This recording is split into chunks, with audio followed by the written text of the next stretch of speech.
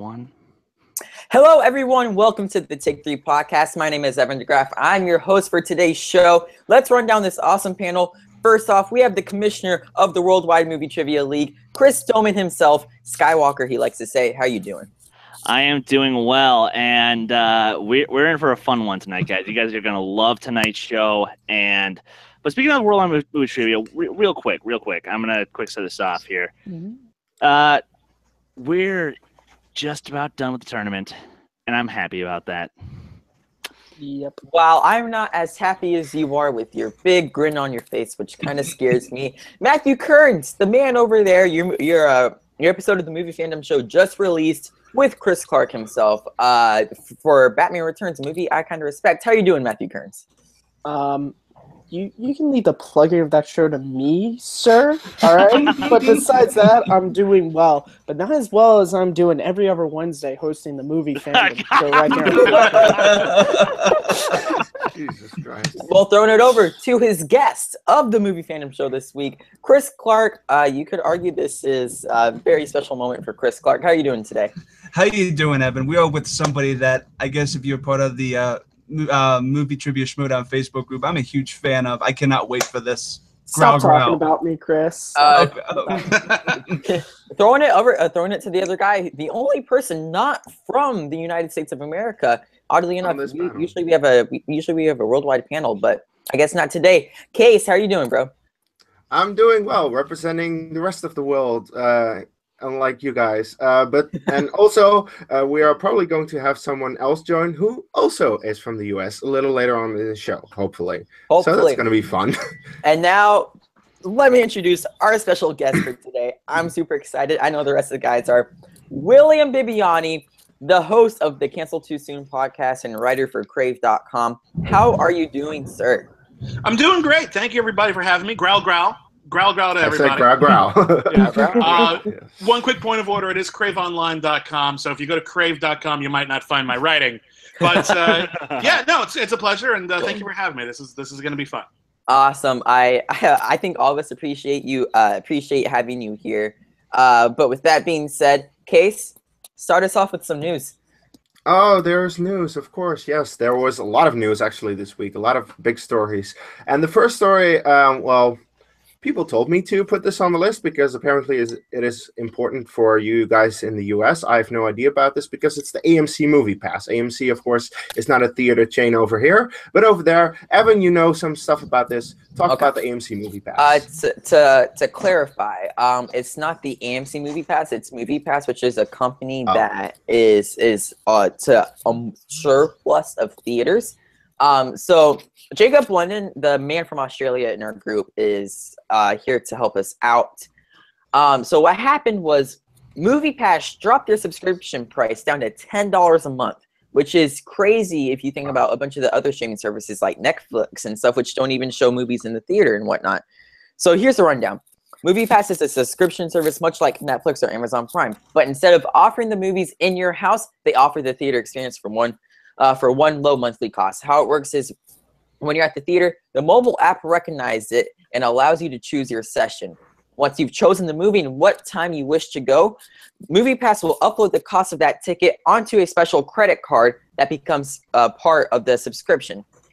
Say this weekend you want to go see Logan Lucky at the theater near you, and your local ticket price was $15 for an adult.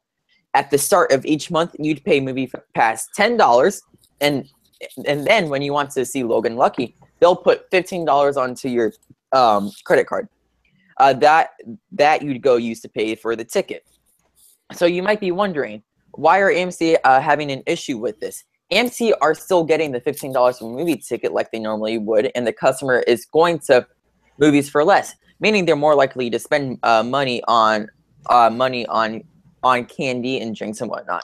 Well, that's the problem. AMC are looking into the future and seeing that customers only paying for $10 for unlimited tickets for a month could potentially cause issues 12 months down the road if Movie Pass goes under, as they're not making profit. They're worried that if Movie Pass does not fall over due to this not being a sustainable business model, customers will become too used to only needing to pay $10 for theater chains when they start asking for $15 per movie.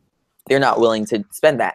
The heart of the struggle is the problem. The problem AMC is having is they've signed a contract with Movie Pass back when it was $50 a month, and there doesn't seem to be an easy way out of it other than a protracted legal case that could very easily run up to 12 to 18 months.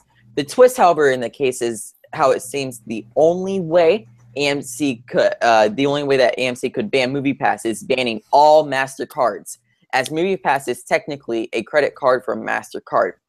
So what they're saying is if they ban Movie Pass, they ban MasterCard, one of the biggest credit card companies in the US, which could potentially block out a huge audience. That's the bulk of this story, is the fact that AMC can't get out of this deal because of MasterCard. And now it's becoming this whole issue within theater to theater. William Bibbiani, what do you have to say about this? That is a complicated issue right there. From a consumer perspective, obviously, was it like $9.99 a month for one movie pass a day, not counting IMAX and 3D? Yeah, is a spectacular deal, and you'd be foolish not to take it. But AMC actually does have a good point, and frankly, Movie Pass is being very direct about it. They are taking a huge loss on this. They are just desperately trying to get customers, so that if the rate changes down the road, or indeed they do go under, now they don't have to honor any agreements, and everyone's going to feel pretty screwed out of it.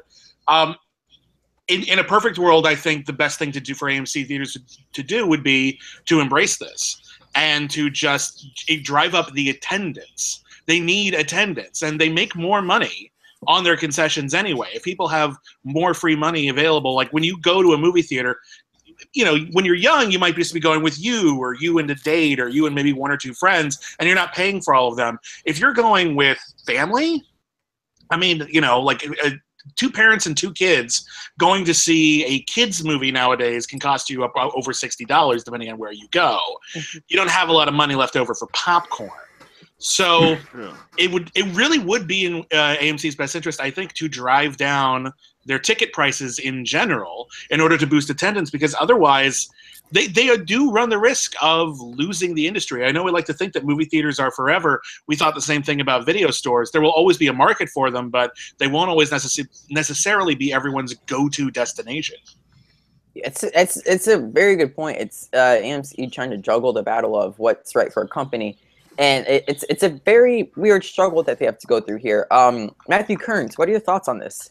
I mean, it's definitely an interesting struggle. I never really heard of Movie Pass until this all started. It sounds like a great, thing to get people to go to the movies. You only have to pay $9.99 a month to see unlimited movies in standard definition. I don't know. I'm kind of agreeing with William when he said, like, maybe AMC should embrace this, because I know myself, I've started going to matinee shows because just a normal, like, 3D showing is, like, way too expensive, and it's just easier. And then I'm also still able to get, popcorn and soda and stuff that actually goes to AMC, because people don't know that when you pay for a movie ticket, the theater you're going to see it at is not really getting as much money from it as you think the studio is. So it's it's an interesting tightrope that AMC is walking right now with this. So yeah, talking about tightropes, Chris, Dolman, you always seem to be walking one as you're commissioner of the Worldwide Movie Trivia League. But I do have to ask, what are your thoughts on this? Jesus Christ, dude. terrible. Okay. Segue. That was despite the awful segue. Here's my thought process on this. I get both sides. Here's where I just fail to understand why in the seven circles of hell can't Movie Pass / MasterCard and AMC just come to a happy medium. Like, I mean, granted, I get it that Movie Pass is a little bit desperate for an audience, and they're desperate for trying to get more people on board, so that way they can maybe, once they get the numbers showing, then they can increase their price a little bit further on once the sales are there. However, this is kind of like last week with the whole Disney streaming service thing. Why not just start at a mid-level price? Let's say it's, let's not say $50, but maybe let's do $30 a month. and that's for unlimited tickets. And that also does include IMAX and 3D. Because, yes, $10 is a little too ridiculous, even in my opinion. Like, I would happily pay for a movie pass if it was $30 a month. But, you know, it's all a very complicated situation, and I don't know the full story, and I don't have the document in front of me where I could just read the whole thing. There's one thing, if I may, there's one thing that actually we left out of the conversation, which is that AMC does have their own like membership service. It's called Stubs. What they're doing is if they have Movie Pass is perfectly fine when AMC gets a considerable amount of that money, because most people only go to the movies a couple of times a month anyway, if that. But the thing is, with $10 a month, you're encouraged to go a lot, and you go more than twice, they're going to lose money, and they're going to lose membership in their Stubs program, which rewards people for going to the theater multiple times, and they want them to pay for the tickets multiple times. They want that service. That is a competing service, even though it does bring people to their theater. So there is something in it for them. It's much like Disney realizing, as you pointed out, yeah, we really could start our own subscription service and just keep all the money, and then we don't have to give anything to Netflix. Minus for the Marvel shows, but yeah, no, exactly. So, yeah, and that's about all I got. I mean, it's just a simple fact of I don't know the full story. Like, I don't have all the details, but from my understanding, it's just a little bit of craziness, and there has to be a way to come to a compromise of some kind. Yeah, Chris, I definitely see what you're saying there. But someone just did join our show. She's coming back home. She is here. It was just her birthday earlier, so happy birthday, Kristen. Happy birthday! Happy birthday! What are your? I'm sure you've read a plethora about it, because I know you like to read a little bit. What are your thoughts on this Movie Pass debacle? I don't know. I don't use it, which I don't care then, like, it's not something that I know very many people who use. I don't personally use it either. And I do use the Stubs membership. And it's got pretty decent rewards on it, honestly. But, if they're going to get rid of it or like exclude it, I think that unless other chains are going to do the same thing, it's a stupid move. Because I have 3 or 4 other theater chains I can go to within the same driving distance as my nearest AMC, and I choose to go there because I like their reward points better. But if I had this other service, then I would go to another theater. Like, it would make more sense. So I just think that unless all of the chains are going to jump on the bandwagon on this one, it's not a smart business move.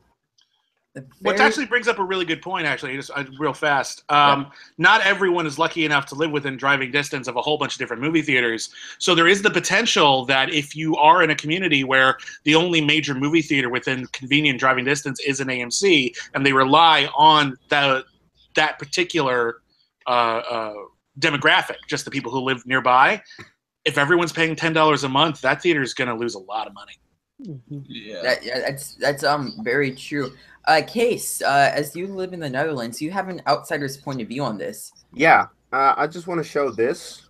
This is my unlimited card that I use for going to movies. I pay 26 euros a month for this thing, and I can go see all the movies in IMAX, in 3D for free, essentially. For $26 a month. Yeah, 26 euros a month. But the thing is, it made me like watch Force Awakens 15 times in theaters when it was playing for 2 months or something, because I just have a hard-on for Star Wars, as most of you know. So the thing is that I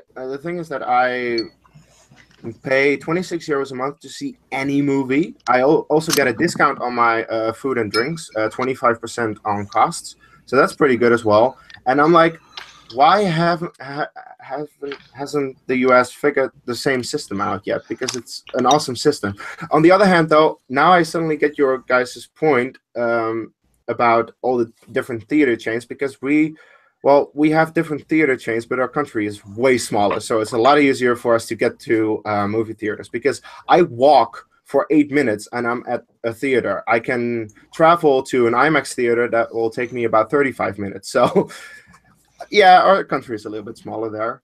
And, Mhm. but yeah, seriously, I just don't understand why you guys haven't figured out such a system as ours, because it's perfect, I think. Because we're Americans. I We can know. all agree that Europe is better, right? Europe is Yes. better at Oh, yeah. everything. Yes. Yes. Okay, Yes. good. And I'm not even joking. Don't make me quote Ferris Bueller on this.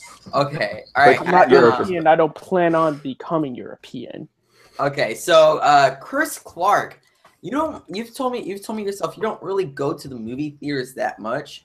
Does Movie Pass now entice you to go to the movie theaters? Well, yeah, Is there's not really a lot to really add to what you guys have said, other than I feel like this is just a marketing gimmick. They brought it down to $9 so they could come to a compromise with AMC or something. Because as Kristen said, she never heard of this. I never heard of this until this whole debacle came about. So I feel like it's just a marketing thing. I can't really add on anything else you guys have said. I mean, $10 a month is ridiculous. That's all I have to say about it. Yeah, definitely so. When I did some deeper thinking about this whole situation, if AMC pulls the plug on Movie Pass, they could potentially it's going to do one of two things: make AMC a complete monopoly of movie chains in America, or absolutely tank Movie Pass. Because we have to remember, it literally takes out MasterCard of the equation for AMC, and that's a very big deal. But that could also help them because it makes them different from all the other theater chains, because all the other theater chains will have Movie Pass, and that could potentially boost up their business. It's a very balancing game that they have to play with themselves and figure out what they want to do in their grand scheme of things. But no matter what, Movie Pass was genius by this move for one reason, and one reason only: the amount of publicity that they got just from this whole thing was insane. They started boosting ads on Facebook and Twitter. I haven't seen more about Movie Pass in this than I have in at least the last year in total. So I think it's a great move by Movie Pass. I just want to see this situation develop, and hopefully we get more news about it, because I find it so interesting and so intriguing. But Kees, what's our next story? Our next news story is we finally have confirmation of who the next James Bond will be, and that is still Daniel Craig, because he has to have one good movie before he goes out. Because even though I really liked Spectre, a lot of people didn't, and a lot of people want one good last movie from him, his swan song as James Bond. So I'm excited for this. I think Daniel Craig is a good Bond, not the best, but like he was in my favorite Bond movie, Casino Royale. So I am interested in this movie. It's just that I'm wondering who will direct the movie. So Evan? Yeah, I have to be honest. James Bond, Daniel Craig is my only James Bond right now. I haven't seen any other James Bond movies. Well, get on it.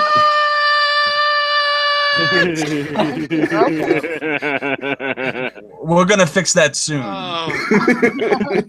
Cut me some slack. Cut me some And slack. William Bibbiani will forever shut us now. Oh. Evan, have you met us? Cut you some slack. Okay. Okay. But with that being said, the movies that he's been in, I've really enjoyed. With the exception of Quantum Solace, which I still kind of got some joy out of it. But all the same, I'm excited. I want to see some more of it. But he did confirm that this is his last film, so take it for what it's worth. But I'm excited to say the least. I wonder who the director's going to be. Is it going to be Christopher Nolan? I don't know if that works for me. I want someone who's going to make it fun. Yeah, Kees, as a big Bond fan, what do you think? I just said my Just thoughts. Just had me. Listen to yourself, Evan. Evan. Is that what you're doing? And Bibbiani, what are your thoughts? Okay, well, when Daniel Craig said he'd rather slit his wrists than play James Bond again, I was thoroughly ready to believe him, because even though he's only been in 4 movies so far, years-wise, he's actually been Bond for a rather long time, and I can imagine him being ready to move on, especially when you have a film like Spectre, which I didn't like it, but I think even if you did, I think it's easy to see that there's not a lot new going on in it, and they're kind of like starting to recycle a bunch of stuff. So we're kind of, listen, there's always going to be Bond, and there's always going to be a new Bond. What they have actually done here is they have given Daniel Craig one last big hurrah. I hope they get it right.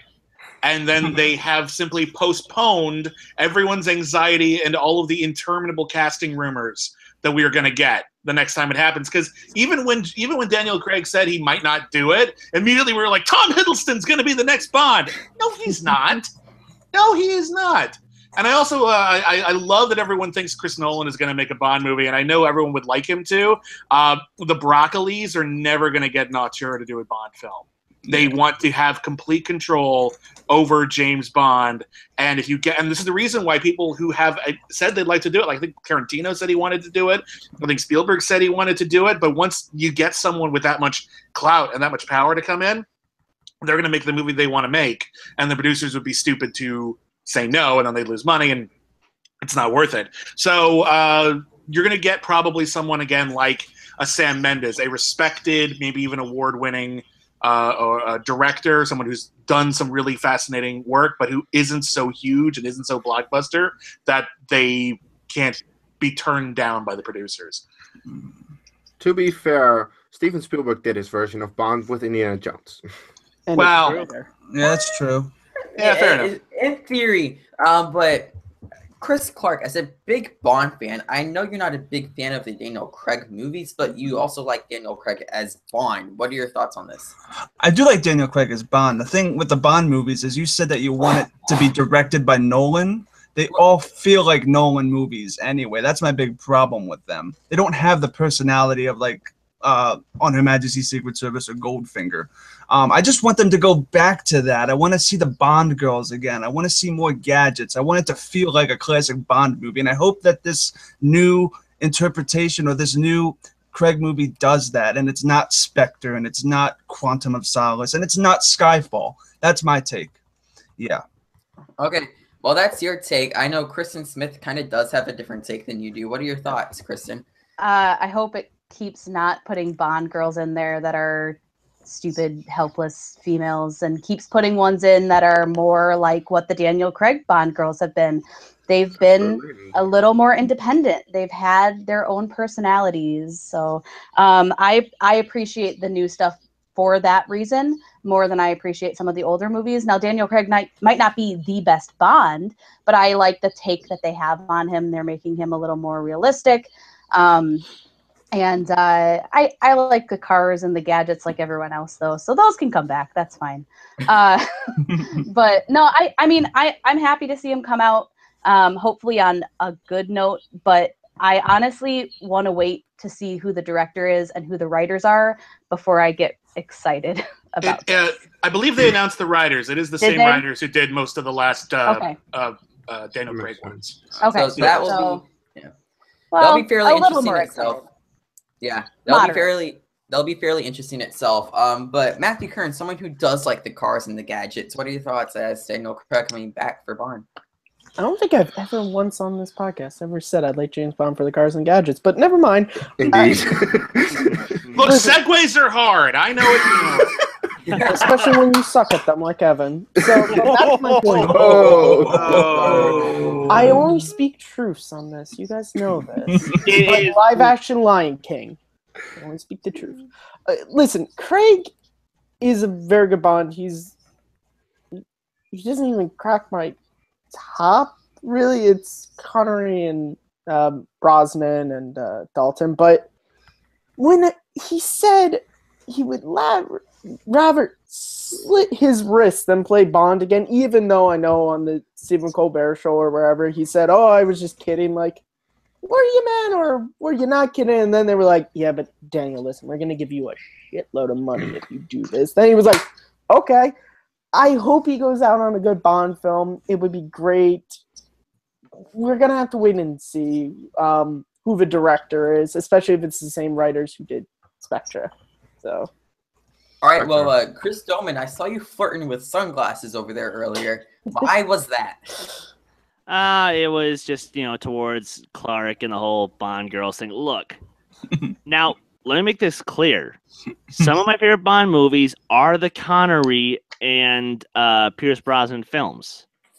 And that's because of the overall films were really good. But what was the one element in those films that even I have to admit sucked was the Bond girls. Sorry, but Kerns, don't argue with me on this one, please. But that being said, I'm glad that Daniel Craig has come back for one more because I've liked 2 of the films he was in. The other 2, not so much. Because Spectre, while it had some good moments, yes, like William said, a little too much repeat, a little too much rehash. And Quantum of Solace, you guys know my thoughts on that. It's, you know, Wait, the I thought you didn't like Casino Royale either. Okay. No, I like Casino Royale, but I'm not goo goo gaga. I'm not one of those people. I don't get the people who are like, oh my god, it's the best Bond movie ever. Because exactly. Because the last 45 minutes or so with the whole Vesper Lynn thing, I'm sorry, that should have been Quantum of Solace. That should have been expanded and made into a full movie. Then, but you know, that's why I don't like it. It's too long. It's too clusterfucked, in my opinion. Okay. Some can use that language. Mr. Bibbiani, Robert Parker actually had a question for you. Okay. How do you fancy Dan Stevens as potentially the next Bond? Oh, he'd be great. Actually, he'd be really great. I love Dan Stevens. Love him. If you've ever seen The Guest, he's amazing. He's a revelation. He's the best thing ever. My actual fantasy for Bond, if I try not to like Dreamcast and stuff like that too much, just because it doesn't really add up to anything. I'm never going to have the power. But my fantasy for the James Bond franchise is this: the next star of the James Bond franchise isn't James Bond, but it is 007. And you have a plot wherein Moneypenny has to go back into the field, and she becomes the new 007. That's my fantasy. Naomi Harris as 007, not Bond, but as 007, which is only a title. Yeah, I think that would be really cool. And I think that you could do, and this is something that always frustrated me with the Daniel Craig era, was they restarted it with the original James Bond story, Casino Royale. That was the first James Bond novel. And it's a very faithful adaptation, including that bit at the end. It's bigger, but it's basically the same plot. I don't understand why, since they rebooted it anyway, why they didn't go back to a lot of the books and remake them, but this time actually make them closer to the books. Because Moonraker, the book, is actually good and plausible and has nothing to do with that movie except for the name of the bad guy. Like, everything else is different. So, like, you could do something like From Russia with Love, in which the plot is there's someone who's going to defect from Russia, but they will only do it if 007 escorts them. And so, we don't have James Bond, but we do have a field-trained person right here who isn't on assignment. You want to be 007 Moneypenny? Yes, I do. And then she comes into her own. She realizes she was always meant for the field. And boom, we have a new franchise, a new hero, totally organically, and it's not the same thing over and over again. I think that would kick ass. Yeah. That's genius. Mind fucking blown. Wow. That's genius. You know what the issue is? Every sexist pig on the internet is going to cry out in, I don't know what. That's going to be. They've had over 50 years of Bond films. They can shut the hell up. Yeah. They can. Well, talking about shutting the hell up, we might have to end up doing that very soon because we're about to open up the biggest can of worms I think take ever. Accurate. Let's do it! Yes, let's do this. ObiWan Kenobi movie is officially in pre-production. Hey. I do the news. I apologize. Bitch. Christ, you suck at segues.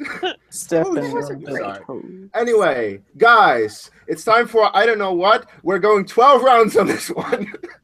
Sorry, we have to. Obi-Wan anthology movie is in production. Now, I want to throw it to Chris Dolman first. Your thoughts? Okay. Now, if you're going to be one of these canon purists who is going to freak out and be like, they've already covered this in the comic books. No, they haven't. They've done it in 2 issues, and it's covered little bits and pieces of his life. Just little bits at here and here and here. There's still 19 years of stuff that we need to know about. I'm sorry, because we don't have them. We don't know what his mindset was immediately after Order 66. We don't know what his mindset was before, when he was starting to actually take this whole taking care of Luke thing seriously. My thing is, there is a story because we have 3 big pieces of information that we still have to find out. 1, how did Obi-Wan find out that Vader was alive? We really gotta know that. 2, how do we know, or what convinced him to actually try to actually become a Jedi again? Because I can promise you, after something like the Jedi Purge, you're just gonna live on Tatooine, get drunk every night, and sleep around with random people. Which that's what you do when you're in this kind of situation. 3. From experience. Yeah, He knew it was a wretched hive of scum and villainy. He's been there a lot. Why not? That's a great point. 3. We have to know how he officially learned how to become a Force ghost. I'm sorry. This is a piece of canon that I actually need to know. And I don't want this in a book. I don't want this in a comic. I don't want this in a video game. I want this in a movie. And if this is giving me a movie where it's a smaller story that focuses purely on Obi-Wan, and it has him go on a quick little adventure, maybe meets up with Vader, and that's how he finds out he's alive. Plus, this can give Hayden Christensen another official shot at redemption. No, we don't. That's fine. That's fine. I know. We agree, disagree. We agree, disagree. Look, yes, I'm obviously very biased for this movie because there are too many questions I want answered. So, all right, Kees, come on. What you got? No, look, you bring up good points. I can definitely see why people are why people want this movie. I just, since the moment that it got mentioned somewhere, was not a fan of this idea, because the entire time span between episodes 1 and episode 7, and I mean episode 8 is set right after 7, so that's the same time span, is 66 years. That's oddly coincidental with Order 66, but besides that, it's not a lot of time. If you dive into Legends, there were stories set hundreds of years after Return of the Jedi and thousands of years before the prequels with Knights of the Old Republic. There are so many different eras that we could be exploring, so many different characters that we could be exploring, and Disney is still sticking to the safe stuff. Like, I mean, Rogue One, was it safe?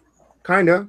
Extremely. Kinda. Yep. It was really like fan service and really being like, oh, this is very close to episode 4. You love episode 4, so we'll give you this. And well, like Rogue One, it's like still too safe. Same with Han Solo. You're just taking a character that we already have tons of backstory on. He's in books, he's in comics, he's in a lot of things, and it's like, why are we getting this movie? And same thing with Obi-Wan. He is in TV shows, books, comics, all the movies. It's like, why are we still getting more of him while we could be exploring stuff we don't know yet?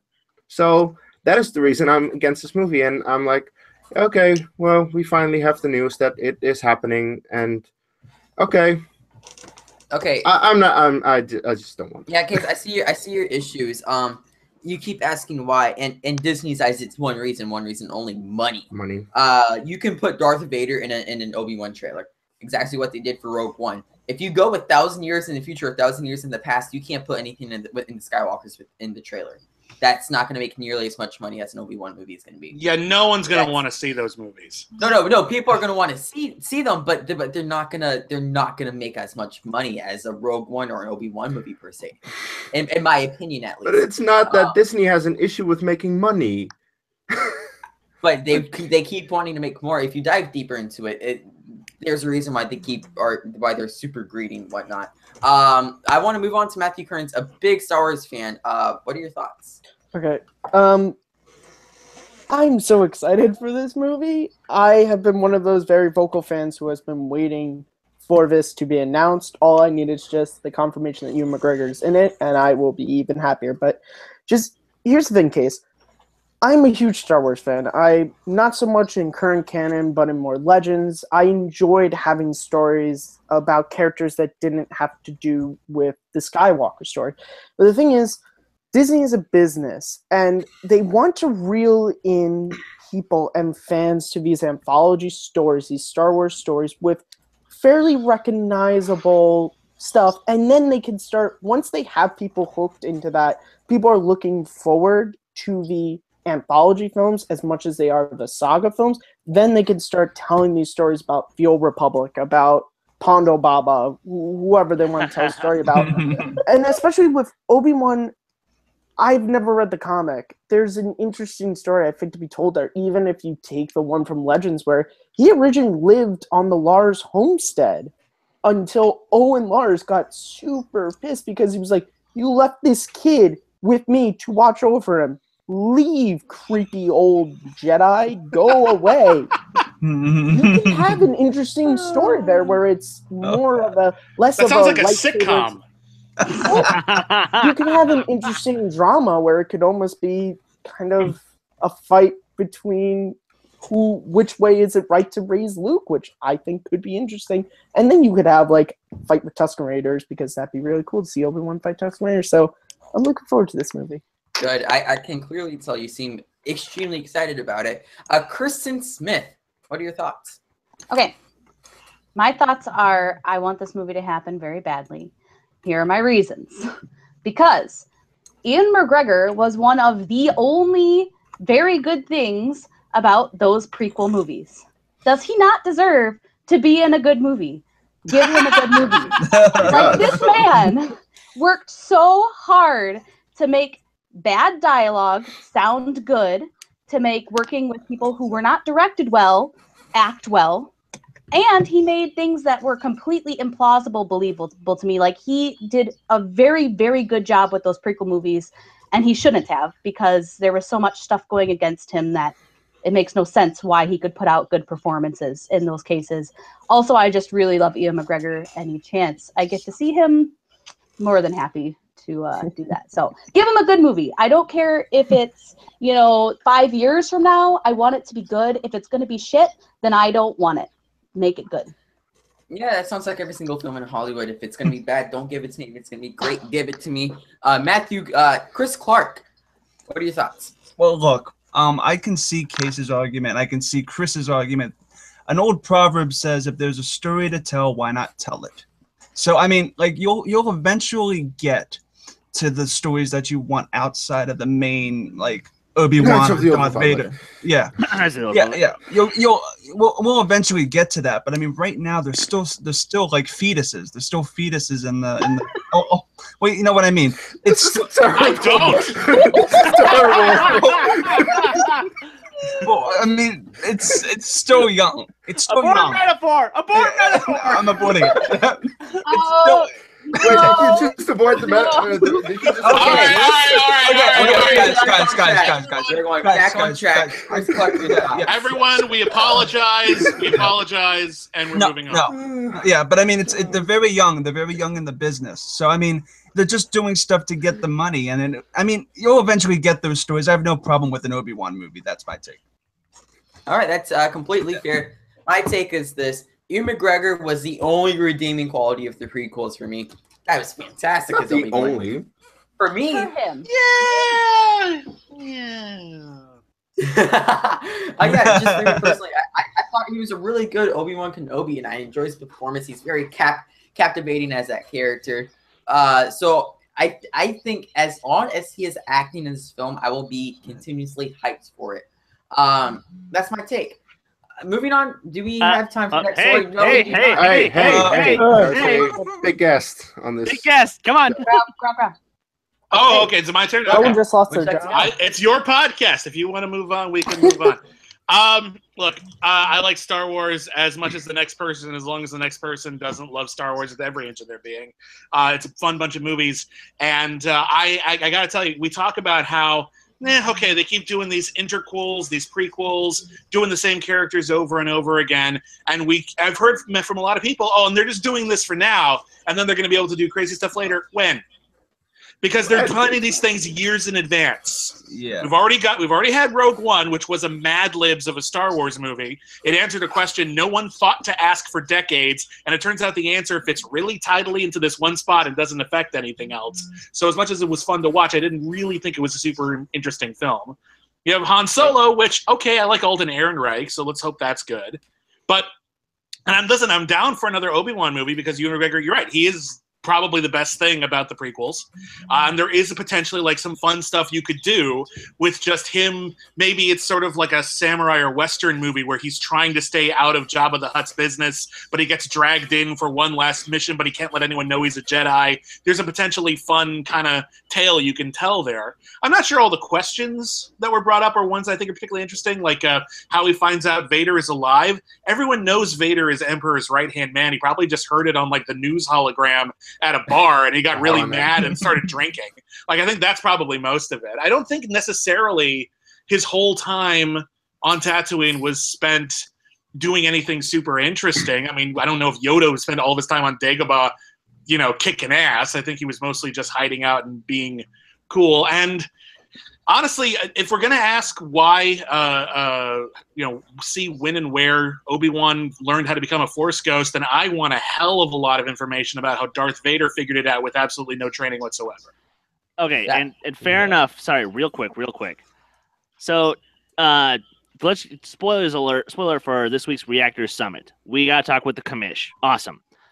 After the interview, though, we actually got to talk to him a little bit about this, and he brought up two great points that again sort of reinforce my argument. At least I feel like it does. And there are two quotes. One, how Vader says Obi-Wan once thought as you do. Obi-Wan was not going to Mustafar to try to convert Anakin back to the light. He went to Mustafar to kill him. So that implies that they met at some other point before their meeting on the Death Star. Two, oh shit, now I'm like what the other one was. Fuck, Christian, what the hell? Why can't you speak your points a little bit better so I can remember them? I think it's interesting that what that implies is that there was a plan, and that that's necessarily the case. I think that the thing you're looking for is that Vader might be the main villain of this movie, and that they actually clash because of some words said. So then nothing can happen because we know that Vader and Obi-Wan both get out of it. Yeah. That doesn't sound very interesting to me. That's one of the things I didn't like about Rogue One. Was that it could only all these new characters? Why didn't we ever hear about them before? Well, because spoiler alert. Died. Yeah, that's the only reason. So you know that their fate is secure. That's a problem with an interquel, is that you know where they came from and where they're going. So it has to fit really tidily into the middle there. And I'm not necessarily a huge fan of that. And honestly, the whole thing about how that one vague line, if we're going to take that as gospel, then we also have to reconcile with Obi-Wan just flat out lying to Luke and telling him his dad was already a great pilot and all of this complete bunk that he just completely shoveled onto Luke Skywalker. And so he's either a horrible liar of a human or alien or whatever the hell he is, or maybe Star Wars continuity isn't that great. Yes, and to be fair on the second one, and again, to be fair, I kind of, like from even when I was a kid, I knew that Obi-Wan was lying to Luke. So, okay, yeah, sorry, I'm done. I'm done. By the way, a question from Tim Smith is: didn't the comics already go into Obi-Wan's tales? Yes, partly. They very small amount. There are 3 single issues of comics that cover a little bit of his life, which is interesting. They're good comics, but it's a really small part of their life, and that is like, as Chris said, there is 19 years. 3 single issues of comics cannot go into 19 years of story, especially because now they are doing the new Darth Vader comic, which takes place right after Vader becoming Vader in the suit, and that goes into how he really becomes the Vader that we know from later on in the later movies. So I think that the Obi-Wan movie should also deal with such a thing, like how does he deal with or directly everything that happened after Order 66. So there is a story to tell. Oh, there are a plethora of stories to tell with Obi-Wan because he's a Jedi Knight. And I also like to ask Timothy Smith, where have your reactions been? And moving on to the box office, here's how it's gonna go. Each of us are gonna run down our top 5 and how much we think Hitman's Bodyguard is gonna make. I'm gonna throw it over to Chris Clark. Okay, cool. I feel like number 1's gonna be Annabelle. Number 2 is going to be The Hitman's Bodyguard, which I think is going to make $17 million. Number 3 is going to be Logan Lucky. Number 4, Nut Job, and number 5 is Dunkirk. Bada bing, bada boom. Okay, bada bing, bada boom to you. Kristen Smith, what's your list? Okay, Nut Job 2 at number 5, Dunkirk, Logan Lucky, Annabelle Creation, and 16.5 for Hitman's Bodyguard. Whoa, you're predicting a very high drop for Annabelle. Very surprising. Matthew Kearns, what are your picks? Sorry. At number 5, I have the Nut Job 2. At number 4, I have Dunkirk. At number 3, I have Logan Lucky. Number 2, I have Hitman's Bodyguard. And number 1, Annabelle. And I have Hitman making 20 million because I suck at box office predictions. Very, very true. Chris Dolman, what are your picks? Number 5, I have The Nut Job 2, Nutty by Nature. At number 4, I have Dunkirk. At number 3, I have Logan Lucky. At number 2, I have Hitman's Bodyguard, making 18 million. And I have Annabelle Creation barely at number 1. Okay, very interesting case. What's your list? At number 5, I have Spider-Man Homecoming. Nobody has that in their list. At number 4, I have Dunkirk. At number 3, Logan Lucky. At number 2, Annabelle Creation. And number 1, The Hitman's Bodyguard, also with 18 million. Thank you, Chris. Very interesting. Mr. Bibbiani, what's your list? He's gone. He is gone. He is gone. I will say my list the second he comes back. Number 5, I have the right list, by the way. Number 5, I have The Nut Job 2, Nutty by Nature. Yeah, it's not doing well. Number 4, I have the most overrated movie of the summer, Dunkirk. What? Number 3, I have Logan Lucky. Yeah. Number 2, I have Annabelle Creation. And then at number 1, I have Hitman's Bodyguard making 24 million. It has Samuel L. Jackson and Ryan Reynolds in it. Their marketing has really been Deadpool and Nick Fury in a movie together. That has been their marketing. I just want to point out, Evan, you were 4th last week. Jacob was first. I was 2nd. So shut up about being first. Hey, I'm just making out some points here. But while we wait for our special guest, we do have a very interesting thing to talk about coming up. We have we're going to be running down our top 4 TV series of all time. And one thing that was canceled too soon, in honor of the Cancel Too Soon podcast. So here's how it's going to work. Each of us are going to run down our 4s, give a small little description, then our 3s, then our 2s, then our favorite TV series of all time. And then we will run down what we thought was canceled too soon. Let's actually start it off with Chris Clark. What is your number 4 TV series of all time? Oh, 1 second. I was going to say my number 4 is The Simpsons.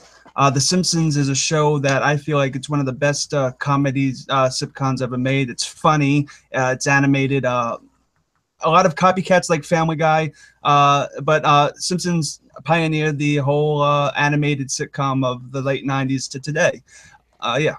So do I go through the next or just my number 4? You go to number 4. Kristen Smith, what is your number 4 favorite? My number 4. The one you made us your top 4 to know, by the way. I did. I couldn't pick between 3 and 4. My number 4 is Hannibal. I love Hannibal. It is a weird show that is like gorgeous and disgusting at the same time, and it walks a very fine line between those two things. You've got really, really great acting with Dancy and Mads Mikkelsen, and I love Mads Mikkelsen, so that's fine. But it's a really interesting take, and I love the novels, and so I really appreciate the way that they kind of did that and turned it into the TV show. So if you haven't seen it, you should watch it. Very nicely said. Matthew Kearns, what's your 4th favorite TV show of all time? It's a little bit of a cheat, and everyone's gonna hate me, but F it, it's my list. It's Star Trek: The Original Series and Next Generation. If I had to choose one, I'm more of an original series person, but I mean, these are 2 of the greatest science fiction television shows we've ever had. The stories that they tell with these characters are just amazing, and they're shows that I love to watch over and over again. Awesome. Bibbiani, we are running down our top 4 series of all time, and at the moment we are only doing our number 4th favorite TV series of all time, which is what for you?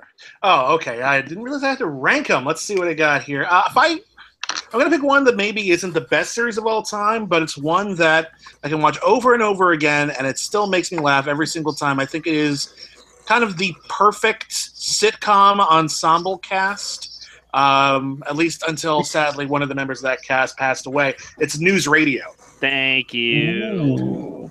Has everyone seen News Radio? Has anyone not seen News Radio? I've never seen it. News Radio was a NBC sitcom, and it was around the same time as like Frasier and Seinfeld, and it got really overlooked, and it's a damn shame.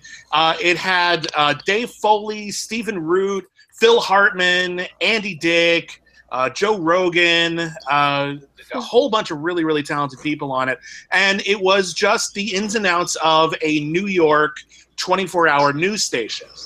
And that in and of itself doesn't sound like necessarily right for comedy. What was beautiful about it is that every single character was exquisitely defined. This is how sitcoms typically work. You just have strong characters, strong personalities, strong personality types, to the extent that you put them in any situation and you can imagine what they do and why it'd be funny. Case in point, a show everyone has seen, probably Frasier.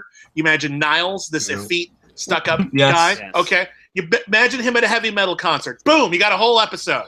You can see everything going on. News Radio was like that, but it was a whole bunch of different moving parts working constantly. You had Phil Hartman as this incredibly stuck-up a-hole of a reporter. You had Dave Foley as this fastidious guy who was running the station, but all these large personalities are walking all over him. Everyone in it served a function, every single scene, any sort of stimuli, they all had something funny to say. And until Phil Hartman sadly died in the middle of the production, it was great. And to their credit, they did an episode after Phil Hartman died in which his character had suddenly died. And it is the saddest and funniest episode of television of the 90s. Like, they just knew how to handle it. They treated it very seriously, but they understood that life is funny even if death is sad. And they did a great job with it. So I love that show. Very, very true. Chris Dolman, what is your fourth favorite TV series of all time? I'll get to that in a second, but actually, William, I have something I'd like. I have a comment here in the chat right now. It says, Robert from Late to the Party says he would love to have a news radio Schmoedown with you.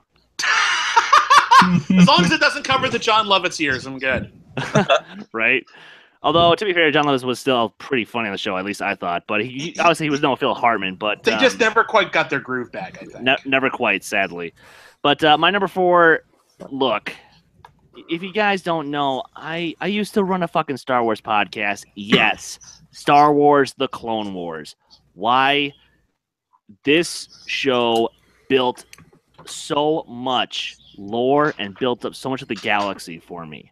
It made the universe even that much more believable of what I wanted it to be. And shit, it actually, granted, when the show came out, I was still in my development years of trying to understand how politics worked. This show explained it to me perfectly. It's partially where I got a lot of my political mind. And say what you will about the prequels and how the films handled politics, that show nailed it. Just perfect.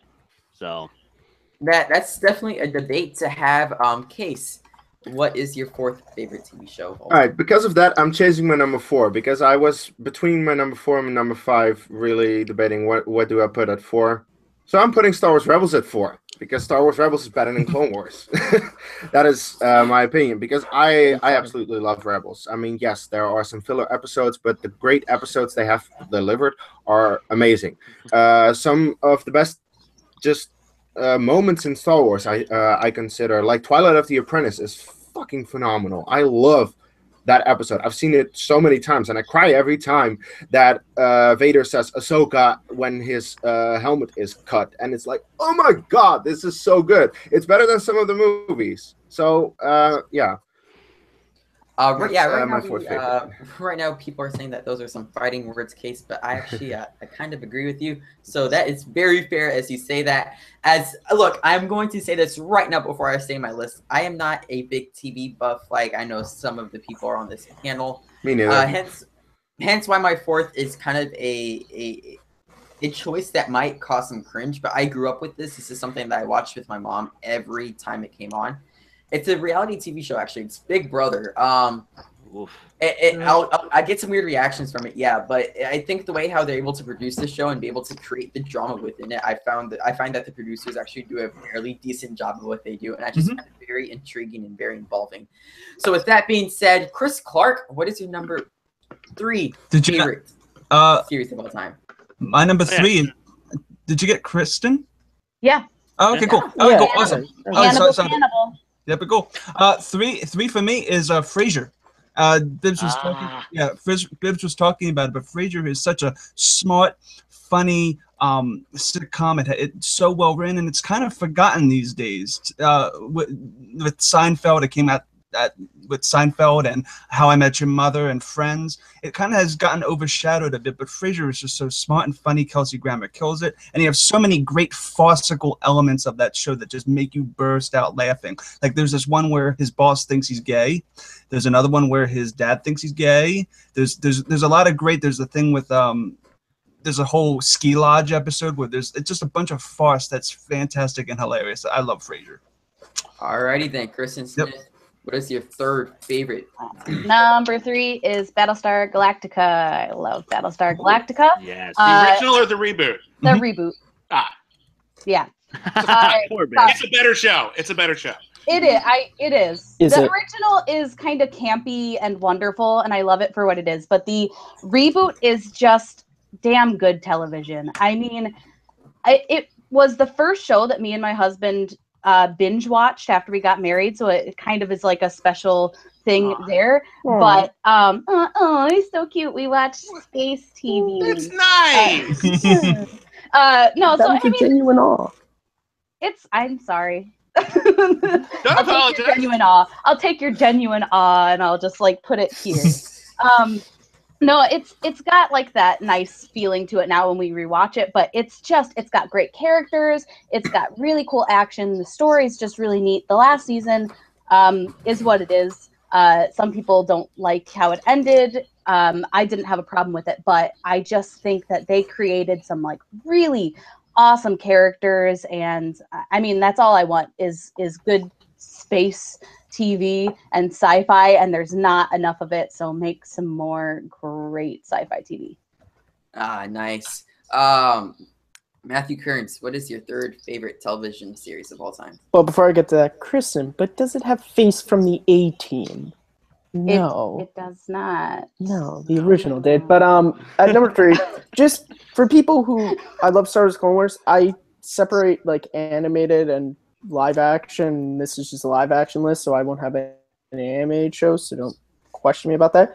It's that 70s show. This is a really like I love the characters in this show, and it's super rewatchable for me. And the great thing is my mom was actually a teenager in the 70s, and she was like a year older than these kids, so I love watching it with her, and it's like watching Days of Confused with her. She just points out everything that is actually correct about the show, like all the stuff they wear is, and it's such a funny show, and I love how the characters are all different enough that the stories, you can revolve stories around the characters and they'll be different, but they're similar enough that it's not weird that they're all friends with each other. I know this show in the years since it's gone off air, its popularity has been, it's been up, it's been down, but I love the show. All right. I would say it's a great show, despite taking place in the lesser state of Wisconsin, because fuck Wisconsin, Minnesota is where it's at. Whatever. Okay, shots fired at Wisconsin. The cheeseheads over there. Talking about another cheesehead, someone whose brain literally looks like cheese. Chris Dolman. What's your third favorite TV show of all time? Ouch. No, listen, Evan. I'm sorry that both of your football teams suck ass. The Patriots suck? No, Yes, they do. We're talking about Florida. Miami and Jacksonville are both shit, and you know Have you it. seen my walls? You guys are mean on your podcast. Welcome to our lives. But My okay, football team is shit too, so it's okay. yes, they I are. don't even have one. You can have mine. The Lions will take anyone. Okay, I like the Lions because they're kind of like Voltron. Also, fine. Growl, growl, indeed. Okay, right. Okay, so my number 3 is this was my favorite show when I was a kid, and I hadn't discovered my number 1 show because I was still growing up when that one hit. But before this was my all-time favorite show, Codename Kids Next Door. Oh, I fucking Yes. love Yes. this show. Really? Now, granted, I'll admit.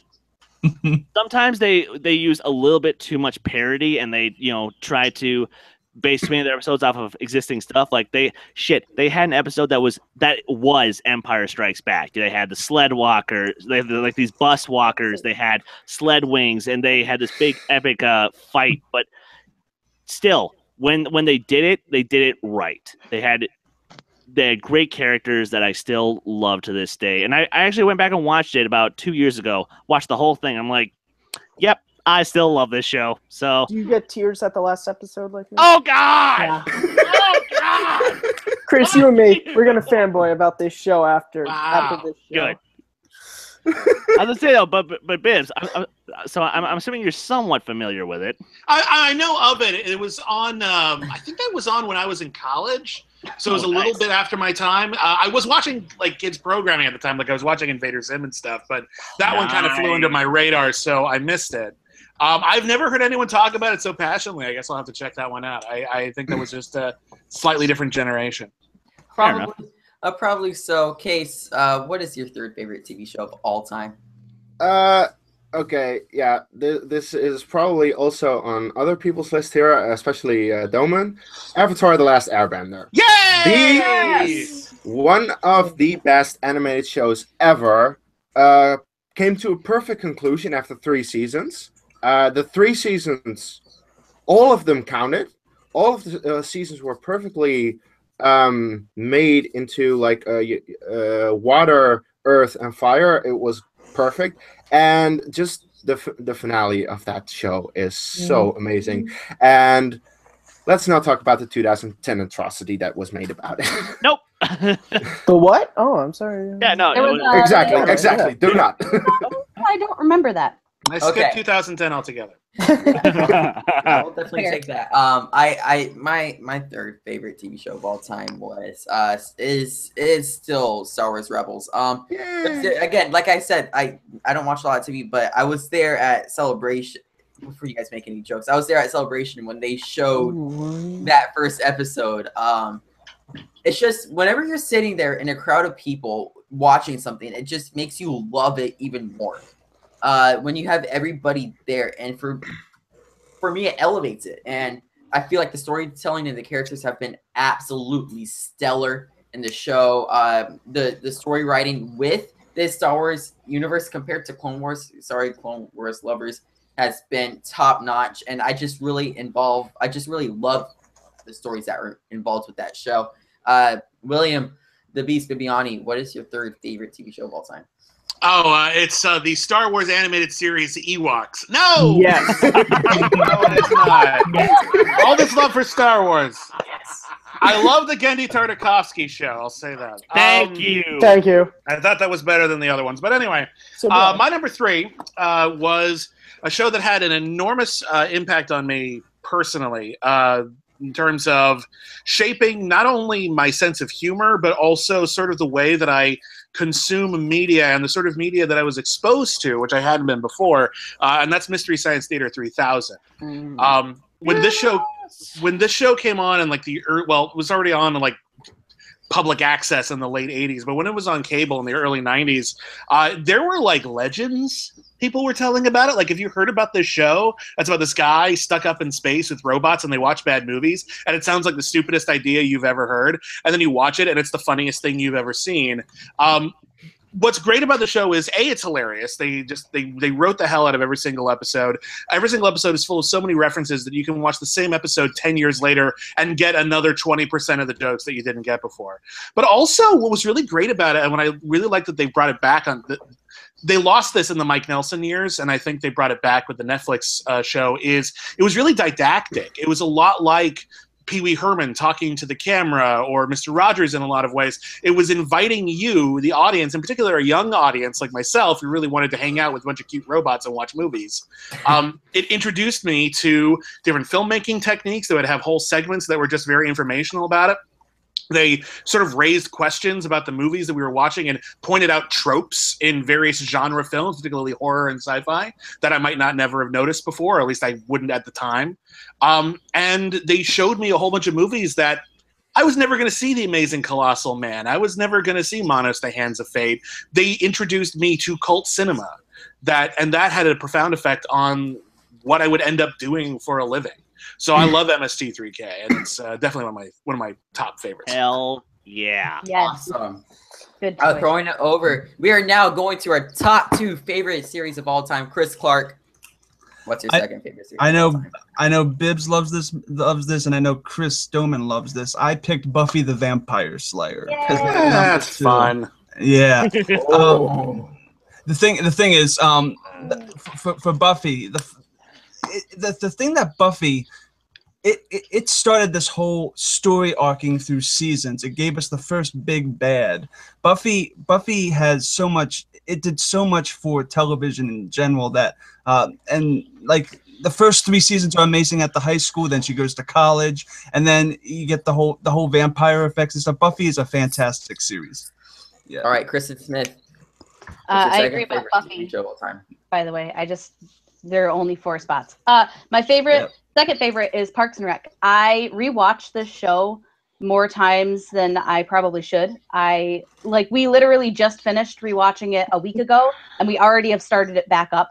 It is just funny. It's got just amazing character development. The way that it can be touching and funny, and I don't know. It's just like, for me, the perfect comedy. I love the way that it started out almost like The Office and then just paved its own path.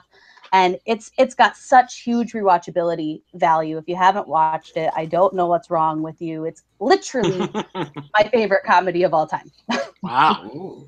It overpassed Seinfeld, and I love Seinfeld. Wow. Bold statement. Strong, bold statement from Kristen Smith. I like it. Matthew Kearns, what's your favorite second show of all time? Exactly the same as Kristen Smith, Parks and Rec. I mean, this show is just hilarious, and it's a great bingeable show, and I love, like she said, that there are stories that could be a little dramatic, but they can also have great humor to them. And the thing that you love about this show is the characters, and you know all the characters, and they all have interesting things about them, and it's a show that you just want to see what happens to them. And that's why I love the last episodes. You literally get to see what happens to them all through their lives. It's a fantastic show. It's on Netflix. It's on Hulu. If you have not seen it, please watch this show. You won't regret it. Also, Chris Pratt is amazing in it. When is Chris Pratt not amazing? Chris Dolman, what is your second favorite show? Hey, that's almost worked, Evan. Good job. I'll give you half a point on that one. To somewhat go off of Kern's point, my second favorite show is Star Trek: The Next Generation. Ah! There you go. Amazing. And here's the reason why.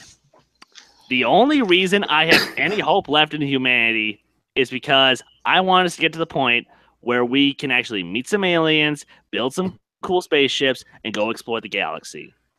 But on top of that, it taught me to, hey, listen, Chris, don't be a racist asshole. Hey, Chris, learn to accept other people's perspectives. Hey, learn how to be a great debater. Hey, learn how to be a decent human being. That's why I love Next Generation. It honestly taught me a lot. You know, because there are so many episodes where I identify with so many different characters at various points, and it's Next Generation. How the fuck can you go wrong with Captain Picard? Very, very, very true. Kees, what is your second favorite show of all time? For the people who have been keeping track of the little video in underneath, you might have noticed a change of shirt. Game of Thrones, bitches. It's the best show ever made. Like, in terms of production design, acting, everything around it. It's perfect. It's great. I absolutely love it. And as a big fantasy nut, yeah, of course it's going to be on it. However, it's still not finished. And that is the reason why it's not my number one, because my number one, well, it's also not finished, but it's been going on longer. We'll get to that in a bit. Awesome. Well, I do have to say, my favorite second series of all time is one that I will also mention later. It's Spectacular Spider-Man. Oh, that's a great show. I love this show. I love this show. Man. I will argue to this day that is the best on-screen Peter Parker that we will get. That is the best on-screen Spider-Man that we will get. That is the best on-screen class of villains for the Spider-Man movie that we will get until we can get provided with something better. The show is just so good. It's so genuine. His quips are on fire. I just love the show, and I'll talk about it later as well for another pick that I have. Bibbiani, what's your second favorite show of all time? I had a real hard time picking which one of these is my number 2, which one is my number 1. So I'm just going to say they're pretty interchangeable. There was a time when science fiction and horror and fantasy, they were not taken seriously. Period. They just weren't. They were considered disposable entertainments. And then there was a show that came around that helped change that, and that was The Twilight Zone. Yes.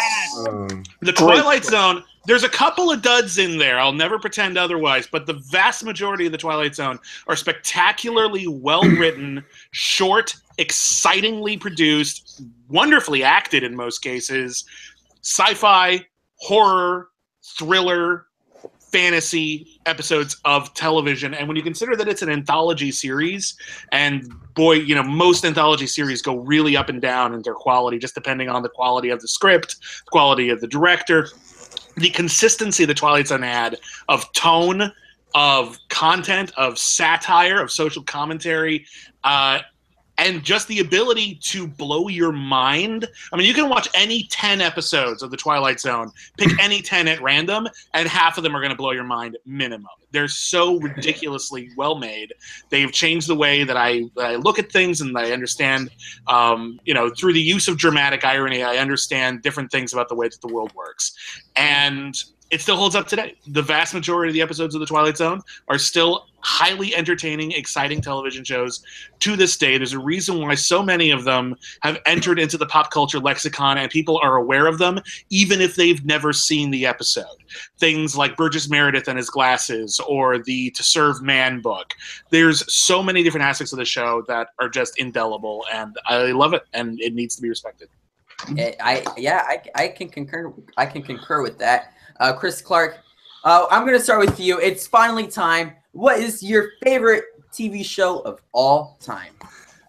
It's the greatest superhero animated television series, in my opinion, Batman the Animated Series. Yay! Yeah, I am a huge fan of this.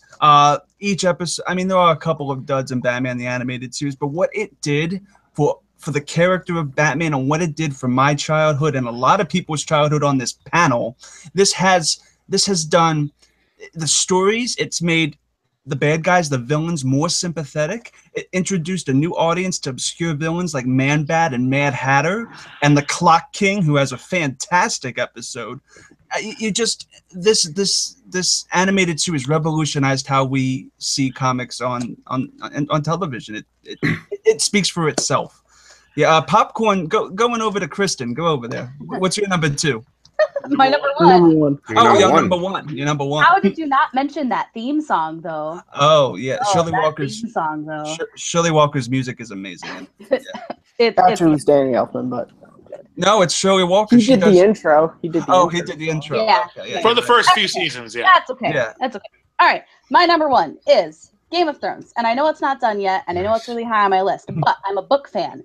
And this man is not writing these books fast enough for me. And so the show has been filling in. And so if you have a very favorite fantasy series that will never be finished, whatever will get it finished for me is my favorite thing. At this point, I will take anything and just let me find out what the end of the series is. Thank you very much. I love this show. It's like a little mini movie every Sunday night, and I look forward to it all week long. And when it's not on the air, I will rewatch it, and it's so good. It's just a great show. All right, Matthew Kearns, what is your number 1 favorite show of all time? My favorite show of all time is The Office, the US version, not the UK version, which I really do enjoy that. But The Office was the first show that I ever really fell in love with and had to watch every week. And if I missed an episode, I was really annoyed, and I got really invested into these characters' stories, and I wanted to see what happened to them. And even though season 8 wasn't the greatest, I still love to go back and just watch this show, and to just you see characters evolve.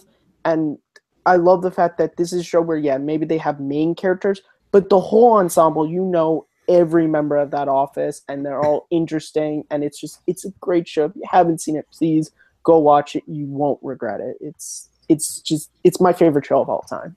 All right, Chris Dolman, what's your number one show of all time? So my number one show was already mentioned by Kees, but it's fucking Avatar: The Last Airbender. Yay! Good fucking Jesus! Look, okay. You have some of the greatest characters ever put on screen. You have some of the smartest scripts ever written for animation. You have some. Speaking of the animation, it is gorgeous. It is beautiful. When even in season 1, when it starts off a little more simplistic and the motion is not quite as fluid, you still are enveloped in this world. There's so much lore to take in, and honestly, look, yes, the first 3 seasons of Avatar, they're the Star Wars trilogy. Think about it. The first one's New Hope, second one's Empire, third one's Jedi. But frankly speaking, they're done just as good, if not better, than the films, in my opinion. But to be fair, it's just, again, with characters and a story that I can engross myself in like that, yeah, how can you not love Avatar? All right, Kees, what's your number one favorite film of all? Not film. Film. Empire Strikes Back. No. I'm going down to South Park, going to have myself a time. Sorry. This is everywhere. Humble folks without temptation. South Park. It is a show that I have watched for more than a decade already. I absolutely love South Park. Every single season, every single season, I'm a little bit worried. Like, is this something? Are they still going to be able to be as great as they are? And yes, they are. I mean, the member berries this season was one of the funniest things. I've laughed so hard at them, and I was like, wow, they actually still have it. I mean, yes, probably the earlier seasons are better than the current ones, but I still love the show, and it's just so funny. And if you want to see how much I love the show, well, kind of the movie as well, then the watch-along that we did a while ago. Evan sure enjoyed that, I believe. So that was fun. You could definitely say that. Yeah. I had a great time at that watch-along, I think, and I know Kees definitely did. But I do have to say, my number one favorite TV show of all time, it has to be How I Met Your Mother. From the very start, just how the show grasped me and the characters that are involved with it. You could argue Ted is a bad character, but I would disagree. Just you can put yourself inside that character, and I think the humor in it is probably some of the best sitcoms that you'll ever see. The bro society, and the bro kind of culture that Bro society. Yeah, you get the point. That he brings up in the show is just so hilarious, in the fact that Tig gets caught in this between marriage and being single and so good about it. Just the whole sitcom of it, and being at McLaren's is better being at a coffee shop. Let's make that very clear right now. So without a shadow of doubt for me, How I Met Your Mother is the best television series that I have ever seen, ever laid my eyes onto. But this is the person who really matters the most. William Bibbiani, what is your favorite Oh, TV show of all time? shush. Stop fishing for a compliment. You're all great. Although I got to say, you're all really young. All of these shows are like from like the last 15 years. I love it. My number one show is a show that I wasn't alive for most of the time this show was on, or at least a significant amount of it. No, I guess I am on for most. But I only discovered it about 15 years ago. And I'm glad I did, because much like you were saying about Star Trek: The Next Generation and how it taught you to be a better person and it gave you hope for the future, the show had the same impact on me. It's Doctor Who.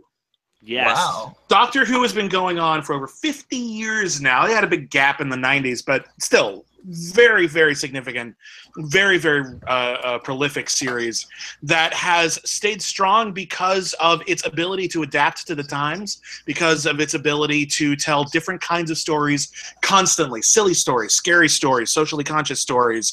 And even though it's, like any show that's that old, they've had some growing up to do in terms of not just their production values, but also their ideas about the world. There have been times in my life when I have been on the brink of despair, like genuine, the worst, lowest points of my life. I don't know what I'm going to do next. Is there anything left for me? And then I would watch an episode of Doctor Who, and I would realize, no, there is absolutely no point in ever giving up. There is always something to fight for, and there is always a way to do the right thing without somehow doing the wrong thing. And I think that has given me so much inspiration over the years. And the fact that even though like the previous season, not this last one, but the one before wasn't very good, it bounced back so hard. And they ended up giving us some of the best episodes ever this last season. It's still going strong. It's still creative. It's still exciting. And yeah, there's this one episode where they go to visit the end of the Earth. Like the Earth is about to explode. Millions of years in the future, this is it. Yeah. This is the last thing. And Rose is talking to the doctor, and she's saying that, where are all the people? Like, this is horrible. We have to save them. And the doctor says, humanity is always concerned about its destruction, about the oncoming apocalypse, how the world will end, how humanity will end. And it never occurs to you that maybe you'll make it. And that is exactly what I needed to hear at exactly the right time in my life. So it doesn't matter if there's another show that maybe is more consistent or less cheap a lot of the time.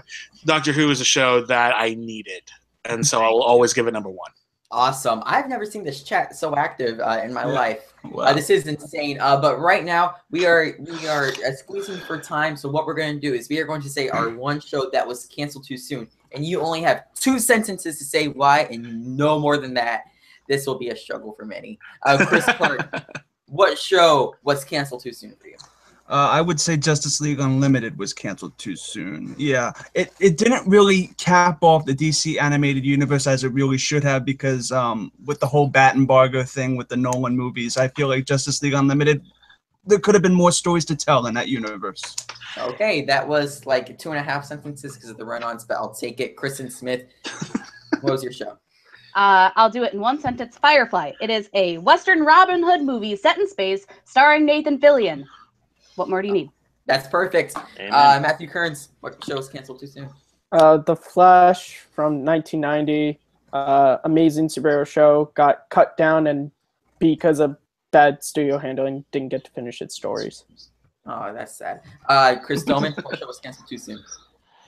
I'm going with the Tremors spin-off show, a show that had multiple opportunities to expand this crazy-ass world of monsters, and it never got the chance to because the studio didn't believe in it.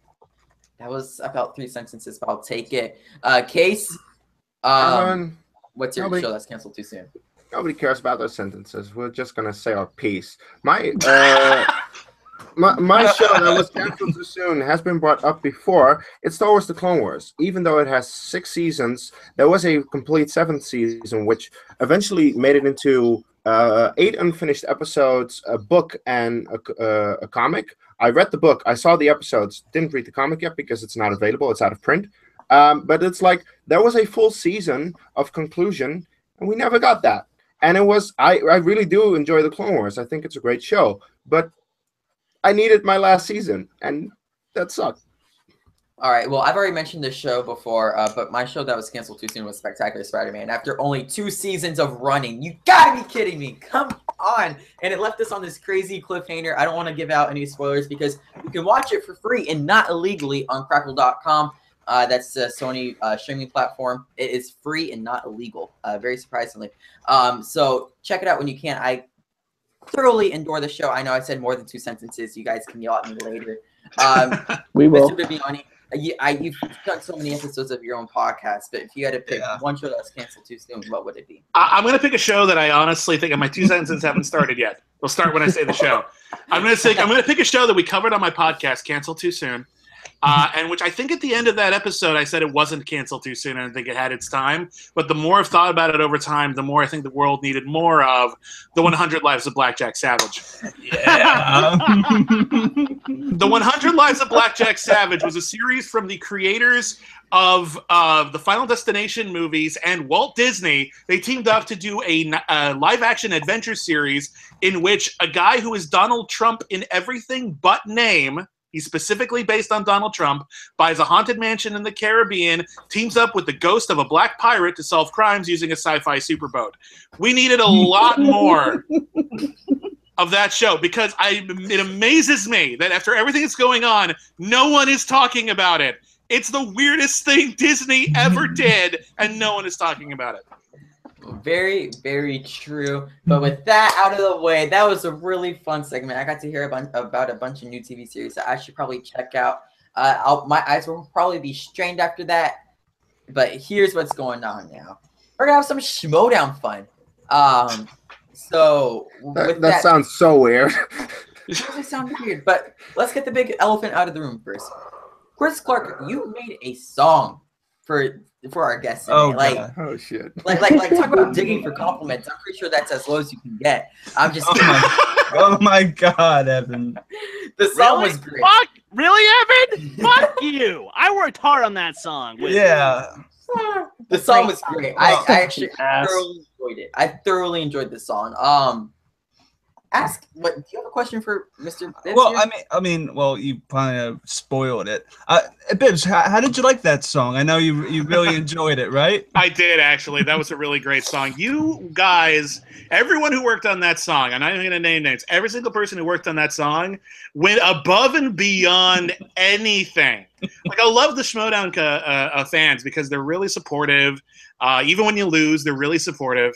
And they make these weird little memes, and Chris has done a bunch of them, and they're super great. But, man, American Pie is not a short song. You could have done a shorter song. You did not have to do American Pie, but by God, you did. And that was really great. It was really funny. The mythology was really hilarious that you came up with. It's pretty great. So, seriously, thank you, everybody, and growl, growl. It was fun. Definitely growl, growl. Which, you know what? Okay. Sorry to steal for 2 seconds. But Clark, I do have a quick announcement regarding that collaboration between Clark and myself. Oh, good. We have a sequel coming out. Ooh. And sad to say it's not another Bibbs song. That's okay. But trust me, you guys are going to love the shit out of it. It's Mark Riley, isn't it? Yeah. Just wait. It's actually really good. It is. I've listened to it. Yep. The things that the Schmoedown can do to fans. Kristen Smith, do you have a question? I'm not prepared, much like Wednesday night, where I forgot my question. Make something up! I'm really bad under pressure. Yeah, trust me, I think Wednesday was good proof of that, sadly. Yeah. So stupid. I had a list of questions. No, I guess, okay, so of the new people who are coming on the scene, because I know that you and Whitney are so far really great. I mean, one showing is hard to tell how you'll do later, but I'm assuming it'll be very, very good. I hope so. Yeah. Of some of the other new contestants coming out, who do you think has a good chance of making it far? And just discounting don't include yourself. Okay, if we weren't involved, I'm just going to take us out entirely because for all I know, we'd be competing against these people and, I can't say they'll go far. But I'll say this right now. Anytime Rachel Cushing is on camera, you watch out because she is smart and she will kill you. I'm very curious to see what Sam Levine and Drew McQueenie are going to do together now that they have their own team. I think they're really great. I think they're really fun. And honestly, those late to the party kids are no slouch. Like, you watch their match. They lost that match. The other team had to, I think, break the points record in order to beat them. Yeah. They are good. Yep. They are really good. And I'm actually a little worried about that first match because they might be too good. Like, we got to be super careful about this. They are fantastic, and I love those people. Honestly, they're really, really nice people, and I love their shows and everything. So that's really great, and I love that they get to participate and they got to be brought into the fold. I know, right? I kind of wanted to elaborate on Late to the Party for a few seconds here. Whoa! Wait! Whoa! How did they know? Oh my God! How did they know? Holy crap! Okay, right now we just had William Bibbiani describe that he's a bit scared of Late to the Party. What are your first reactions, Robert and Vanessa? Welcome to the Take 3 podcast. This was a plot. You guys planned this. And you want to know the best part? Christian had nothing to do with it. This was not planned at all, actually. We've been watching the entire chat, waiting for our moment to pounce. Well, here's your moment. Take it. The moment is, Bibbiani. Quit taking all our TV shows, damn it. The thing is, William Bibbiani and Whitney Seibel, we're going to go a little modest here. They are essentially us when it comes to a lot of the things that we love in television and movies. Watching their match, I was like you guys. I fell like head over heels in love with Critically Acclaimed. But at the same time, it's your biggest demon and your biggest opponent is yourself. So it's time for us to, what better way than to face the ones we identify with the most. And that's what we're really looking forward to come Friday, I guess. I thought it was Thursday, but apparently it's Friday now. Okay. Yeah, no, this is gonna be a real tough match, and I'm not gonna take it easy on you guys. So you better watch out and do the various things that will be good for you, or you will lose. Okay, with that, here's the thing. Let's throw it into a little bit of smack talk. Yeah, very little. A very little bit about a smack talk. Bibbiani, you went heel, man. Bibbiani, you went heel, and you know what? You need to pay for going heel and turning on your clan, your group, your brethren. So we need to come in. We already talked to Roka when Roka turned bad, and we helped him see the light and go back to the way he's going now. But yeah, we've got to kind of have come back to the light. Yeah, a slice of humble pie yourself as well. Well, you know who else went heel? Achilles. He had a very famous heel, and he was a really tough badass. He killed a lot of people. So you're gonna go down. Wasn't his biggest fault? He lost once. Because of his heel. After a lifetime of winning. Basically what happened. Everybody dies. It took mini Brad Pitt, Patrocles' death to get him to turn all into a bubbly little girl and eventually lose it. Okay. All right, let's make things clear here. This was not planned at all. All of a sudden, they just came here. I'm still shell shocked. I never knew this was happening. I gotta ask real quick, to the party. You're coming off 0-1. I would argue that you potentially deserve that win. It was a very fought-out, tough match. What makes you think you can steamroll into this tournament, come against two very critically acclaimed people? Wow.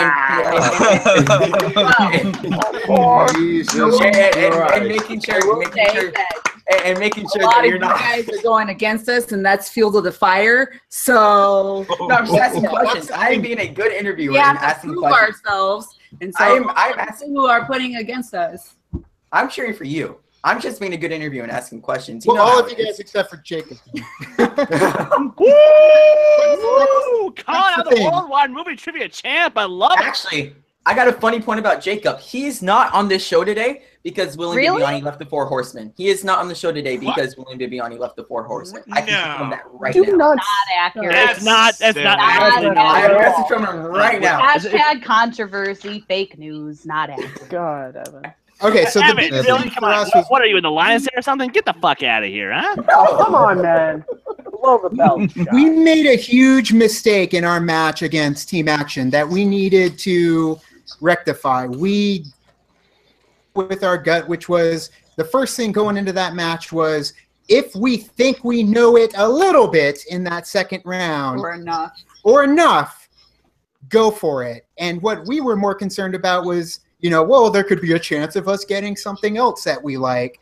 And we went against our better judgment, and it cost us completely. That is, we think, the deciding factor. Otherwise, we also agree the match would have been ours. But we gave them action, and they got lucky as well and hit action. Of course, they deserved our downfall and picked up the ball and ran it in, essentially. We learned that the wheel is a harsh mistress. Yes. The wheel is a bitch. The wheel is terrible. And no joke, when we first got to that match and looked at that wheel against Team Action, it was a disheartening wheel to look at. We were only felt comfortable with maybe 2 or 3 pieces of pie on the wheel. So right there, I don't know, Action just kind of, we looked past Action we looked past Action and looked at what we wanted and ended up getting something that we weren't too comfortable with, but it worked out with Westerns. So hopefully, because we've at least been in it one more time and Christian knows us a little better, we'll get at least half of the wheel in our favor this time. So we're on Friday. We shall see. We shall see. We can't wait. Do you have anything left to say to the league before you have to go late to the party? As it's a very fantastic joy to have you here. Do you have anything to say to the league as a whole? This is the moment that we're actually looking forward to the most, I think, because we're getting into the moment where it's the tournament. All eyes are on the tournament. You're getting a lot more competitors, whether they're new, like Deep Cuts, ourselves, Cinema Blends in there too. You've got a lot of newbies coming in. Obviously, heroes are made and heroes fall as well.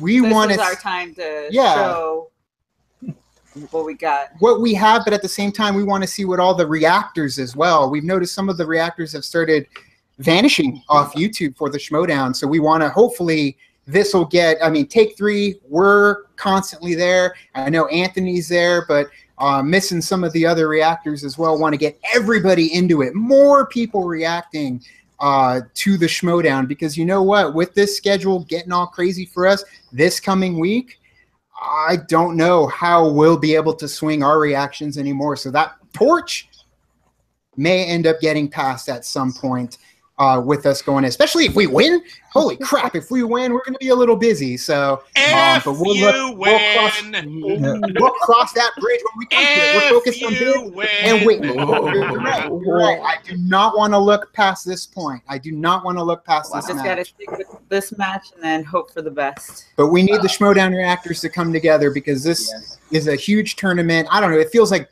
the biggest they've ever had in the Schmoedown. But again, next year it'll be the same thing, and then the next year Although it all right. accumulates and evolves. Yeah, I gotta say, I'm going for late to the party as Thanks, Evan. as you guys are my fellow reactors, so I'm obligated to go for you guys. And it's I'm right No, here. I'm right here. I know you are. He's It right kills there, me, Evan. okay? He's right there. No kills comment. Okay. Chris, But point being is that we do have to bring up this reactors group, because we got to keep building the reactors up. They've been falling and disappearing, but hopefully if you guys have a great match, which I'm sure you will, win or lose, it will bring back more reactors more than ever, and it will help the whole Schmoedown group blossom. I would like to thank Late to the Party for coming on. You guys are awesome, and blessings to everyone, and have a great day. Do you guys want to plug yourselves real quick? Yeah, late to the party at all the social networking gin joints. Facebook, Twitter, Tumblr, Instagram, Stardust. Awesome. Thank you guys so much, and have a great night. Thanks, guys. Bye. Bye-bye. Good luck. Well, that was joyous. Look, I'll throw my question in right now while I just made that bold claim in front of a competitor. Look, I respect the living crap out of you. You are an inspiration to me as you write reviews online and as you come out with arguably the best intros. The thing is, if I don't go for the reactors, it could possibly screw me in the end. So I'm kind of left with no choice. You see what I'm saying here? I don't take it personally. I really don't. Listen, I play it up. There's a whole bit of fun there with being super competitive. But seriously, it doesn't bother me when people root for other people. Everyone has their favorites. Yeah. This is what I've learned. I have had so many people explain how sports work to me since I started working at the Schmoedown, and I'm just like, you mean people like other people? Yeah. Sometimes they like people who even lose. And I'm like, what? What is this madness? Why would you do that? Yeah. So this is all kind of weird for me.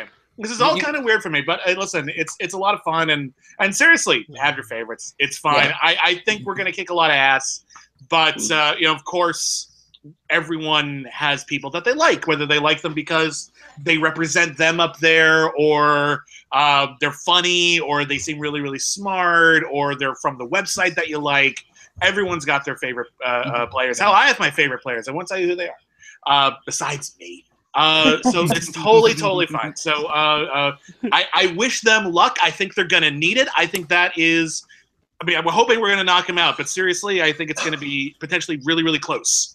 All right. All right. Well, I think it's going to take them out.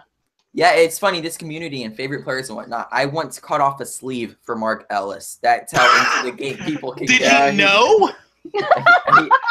He does. Did you just sneak up behind him with scissors? Go. It was live on camera. But Kees, do you have a question for the Beast? No, I'm also not prepared like Kristen. All right, then Matt, coming up do with you have a questions. question for the Beast? God, I'm the only person who comes prepared to these types of things. You have a question? Well, first Ask off, I just a have to say, Ms. Bibbiani, you better hope that you don't face Wolves of Steel in this, or else when you watch a reaction, you're going to see what it's like to have a favorite competitor when I go Mark Yodi. Okay? Ooh. But, listen, I'm just wondering, so you joined the league and you had your first match against Mark Andreyko, and it was one of the most celebrated matches. Running the fan award show, it won fan favorite match. What was that like for your first experience to be what people at the time were calling like the greatest match, and is still held in high regards? What was that like to start off your career there? I didn't realize how much of an accomplishment it was until after the fact. Like, I didn't realize that I was actually, like, breaking a record or anything like that, or that no one had ever done. I'd watched other episodes, but, like, I wasn't aware of all the stats. So I was a little surprised, actually, to learn all that. And it was cool. And it was kind of cool to see, like, the comments on the YouTube page go from, who are these people? I don't know them. I do not care. Why can't they bring our favorite competitors back? These people are going to suck. Oh, my God. Wow! Like, we actually, like, both me and Andreyko, because let's be honest, Andreyko missed one question. That's what it came down to. Yeah. It came down to one measly question. And so all props to him as well. You can't get all the questions right in the game unless the other players are on the same level. That's the way it works. You will just win if they're too far behind you and you can't get all your questions. So it was fun. It was fun to do that with Andreyko, even though he joined the hated Lions Den shortly after, and then betrayed decency and morality and goodness and growl. And but no, it was cool. It was cool. It was like being part of a happening. You know, it was kind of a nice little event. I was very, very proud of how I did on that match. The only problem, of course, is that it did set me up a little too much, I think, in some fans' minds. And even though I would still maintain that I know a lot of movie trivia and I'm really, really good at this, if there's one thing I've learned in my travels with the wheel, with watching other people with that wheel, it comes down to luck in those second two rounds in particular. Because the questions get more specific and the questions get randomized sometimes. And it just boils down to, you will win the game if you happened to see this one movie you've never seen. And the answer to that is, crap, no, I haven't. And that sucks. It's lame and you look bad, but what are you going to do? Like, but still, it's fun and it's a great time. That is very true. Dolman, what's your question? Okay, you know what? And speaking of the factions, so officially speaking, I do got to ask, what, like, okay, so obviously, I remember you saying, I think it was on the rundown, that you hadn't really had that much a background in wrestling, so you weren't necessarily aware of how the whole faction thing worked. Yeah. Now, once maybe Kristen explained that a little bit better to you, what was it that maybe got you a little more involved with? Because while you're with the horse people, I mean, of course, I mean, shit. The whole bit with the horses and the fake ponies and stuff, like where did some of that where did some of those theatrics that you did with the horse people, where did that all come from? Well, I'm a theatrical person. I was actually a theater kid a long time. So honestly, the whole the interpersonal drama of the Schmoedown is kind of natural and fun to me, just because I like delving into these life or death struggles for supremacy. So that part that part came actually pretty naturally. It's just the ins and outs of wrestling and what kayfabe means and all that kind of stuff. I didn't know. I was going to say, no, trust me, you and Kees should take a quick class on how that works. Probably should. I probably should. Listen, Kristen's great. Kristen has been great. He's really welcomed me into this fold. I've loved dealing with all the fan base and everything like that. And yeah, there's been some serious drama on the Roca side of things. It started small, it escalated, and it just came to a head kind of naturally, actually. There's been like those clip shows that they have of all of our small tiffs leading up to the big one. Those happened naturally. Those were all just, Roca said something and I couldn't let it slide, because what in God's name is he talking about? He trained me. No idea where the hell that came from. So presumptuous. Not happy with it. Not a fan. Roka's gonna pop up right now, right? Is that how this works? Is that how this works? It's just every time I talk smack. No, it's listen. It's weird, but it's fun. Okay, I'm hitting up Roka right now. No, this is my time. Beetlejuice. He can come on his own episode. God, that'd be amazing. But right now we are limited with time, so we're gonna jump right into our IMDb game. For those who do not understand, it's just like our IMDb round in worldwide movie trivia, and you will understand it thoroughly. But with that being said, the order of who asked the IMDb round will go Chris, Kristen, Matthew, Chris Dolman, Kees, then myself. If you think that you know it off of the keywords, you say lock, and you write it down, and then that means you can't change your choice after they keep reading off the more keywords. Everybody good? Yeah. Oh yeah. Awesome. All right, Chris Clark, you're up first. Bibbs, do you have something to write with? Yes, I do. Beautiful. Okay, cool. Year is 1999. The genres are action, comedy, and fantasy. The keywords are castle, junkyard, and shovel. Lock. Can you repeat the keywords again? Castle, junkyard, and shovel. I am locked. I am shocked. Honestly. Same here. Junkyard. Should I know this? I don't know. Should you? It's It's what I think it is. I'm not sure, Evan. I hope I'm right because I Yeah, don't same lock here. at 5 unless I. Is anyone else? Is anybody else locking? I'm not locking. No. I'm not locking. All right, give us the next two. Prison explosion and Casanova. Yeah, I think I'm right. Oh yeah. Okay. Lock. I think I'm right. Yeah, I think I'm right. I think I got it. Lock. I don't. And no, What about you? you don't No have it? clue. Okay. All right, yeah. I got Both cases, and I need the one more. one more. Yeah. Spleen. What? What? Yeah. Repeat. Spleen. How do you- Spleen. It's an organ case. Spleen. It's an organ. Not the musical instrument. If you know this movie, that probably gave it away. It definitely did. Nope. No idea. You guys don't have it? I have a guess, but it's probably really wrong. All right. You guys gonna put it up? Yeah. It is Mystery Mystery Men. Mystery Man. Men. Nope. No. I had Wild. Hooray! Never seen it. So. I had Wild West. Yep. All right. Mystery Man. That's All right, so Bibbiani, you got it on round 2, correct? Shovel. You Yes. locked it. Got it in round 2. That means you got 3 3 points. points. I'll Everyone take it. else, yeah, if you got it on round 1, that means you got 5. If you got it on round 3, that means you got 1 point. And if you All didn't get it, 0 points. Like, Nope. Kristen, All right. read them off for us. This movie is from 1996. It is action, adventure, fantasy. The first 3 keywords are battle, king, and England. Can you repeat that all again? Yeah, 1996. Action, adventure, fantasy. Battle, king, and England. I'm going to take a shot in the dark. I'm going to lock. 6? I need 3 more. I need I'm gonna go one 2 more. more. Two yeah, more. yeah, 2 Okay. more. 2 more. I'm sorry. Okay, your next 2 are knight and immortal. Knight as in KN or just Knight. knight? Knigget. Knigget, as exactly like Davos said. Right. Knight, and what was the other one again? Immortal. Is this like the a movie version of Game of Thrones?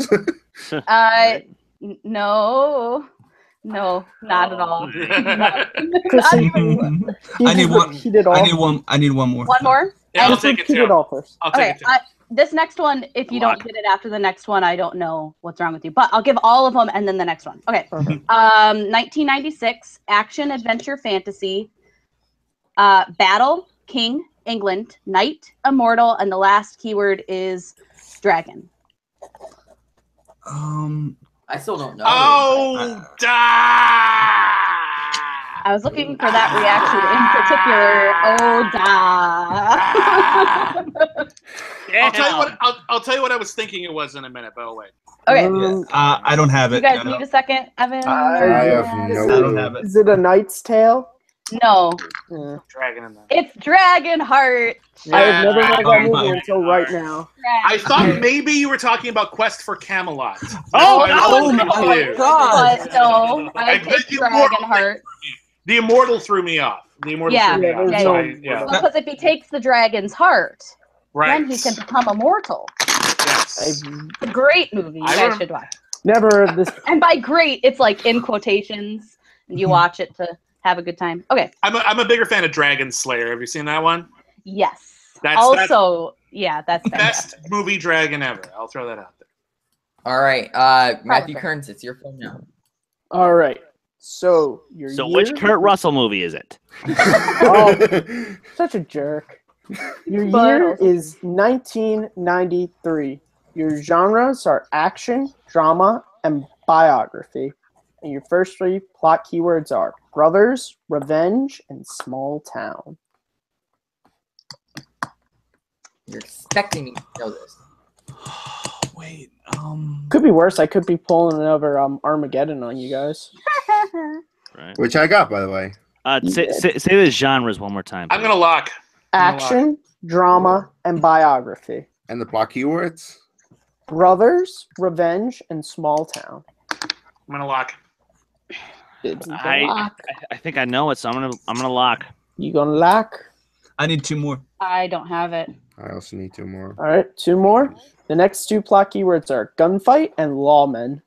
Ah, yes. Yeah, I got it. What was that second one? Lawmen.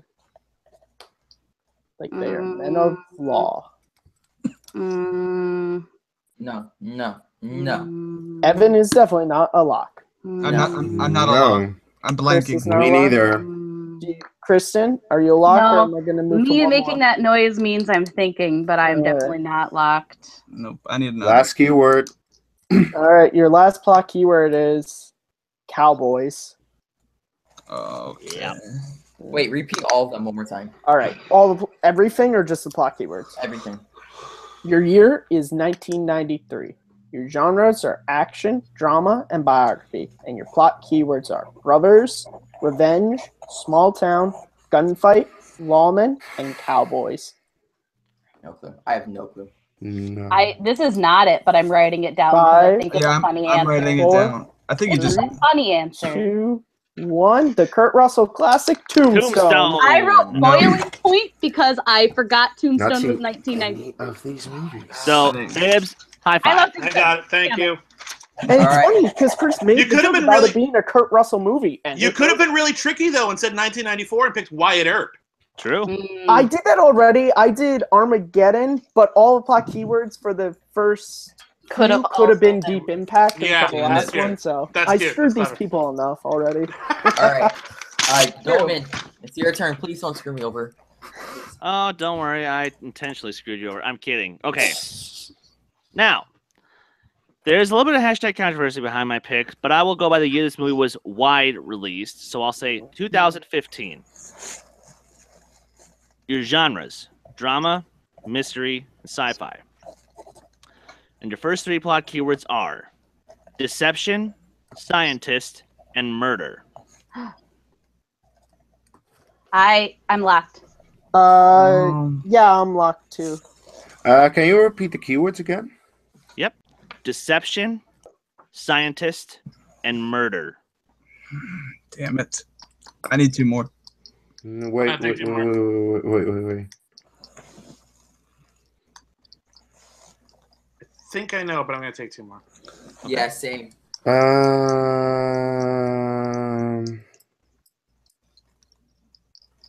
Are you sure this is 2015? He said wide release, so that would assume that it came out on limited release before 2015. Or at least had a festival run. It did. Yeah. Assume the festival run route. No, two more. Okay.